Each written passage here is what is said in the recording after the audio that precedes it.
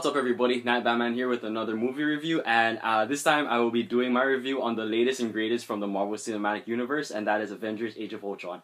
Now, this is the second movie in the cinematic universe directed by Joss Whedon. Even though he won't be directing the Infinity Wars Part 1 and 2, he definitely went out with a bang in this one. The story is more complex compared to the first Avengers, and that I really admire because it felt very simple and easy to follow with the first movie, but with this one, it's a little bit more complicated in terms of how the characters relate to each other and how they interact with each other, more so than in the first one. And you also get to see some of their dark past as well as some things that really hint at what's to come in the Phase 3 of the Marvel Cinematic Universe. The story is very fast-paced, although there are some parts where it really slows down and gives us more time to really flesh out the characters and give us more backstory. It feels pretty useful to the story, mainly because it also helps set up for Phase 3 of the Marvel Cinematic Universe. There are hints in there of what to expect for Captain America Civil War, Thor Ragnarok, and maybe even with Avengers Infinity War most especially. As usual, all the actors come back playing their respective roles, and of course they do a great job because they've really grown into these roles that they've played for years.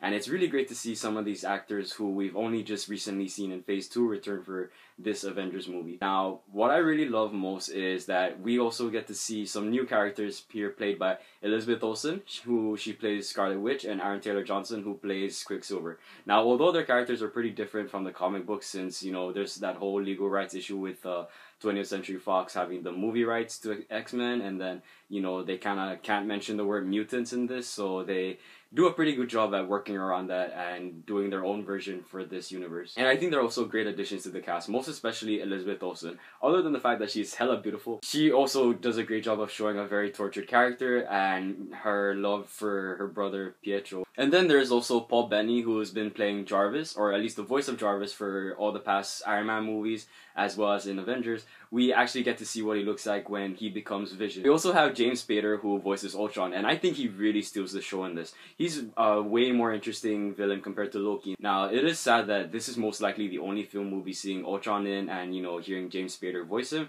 but it's definitely worth it because he brings a very dark and creepiness tone to the character, but he can actually surprise you when he makes some very dark humor, and he's very captivating when he's voicing this character that really thinks he's doing good, but in actuality, of course, we all know that what he's doing is bad. With the story, I didn't have really much complaints, except for one part where I didn't really understand how the twins ended up finding Ultron or what led them to find him. They just we just see them wandering into a church and then there's Ultron, and that caught me a little bit off guard, but other than that, that's the one little plot hole that I'm like kind of overlooking.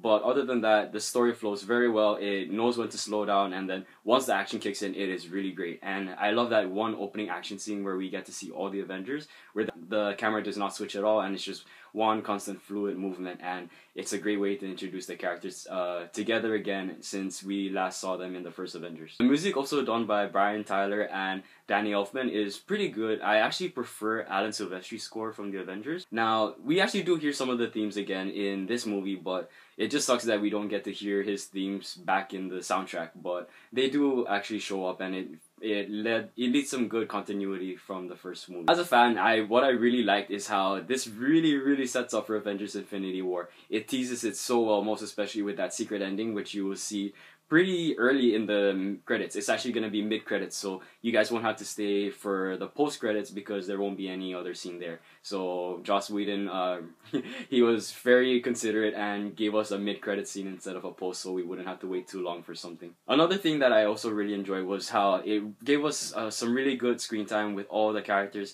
They all had their chances to shine and get to show what they contribute to the team and also what makes them very interesting, and also shows some of the great performances that these actors can do. Overall, for my review for Avengers Age of Ultron, I gotta give it a 5 out of 5. This is Marvel's greatest film so far, and it's definitely a great way to get you hyped for the upcoming of Infinity War Part 1 and Part 2, as well as Phase 3. Now, of course, don't forget about Ant-Man coming out soon, which will be ending Phase 2. So that's pretty much been my review, guys. Thank you so much for watching. If you have any thoughts on the movie that you'd like to share, please feel free to share them in the comments below. And if you have not seen it yet, please have fun and enjoy it. You're definitely in for one hell of a ride. So thank you guys for watching, and take care.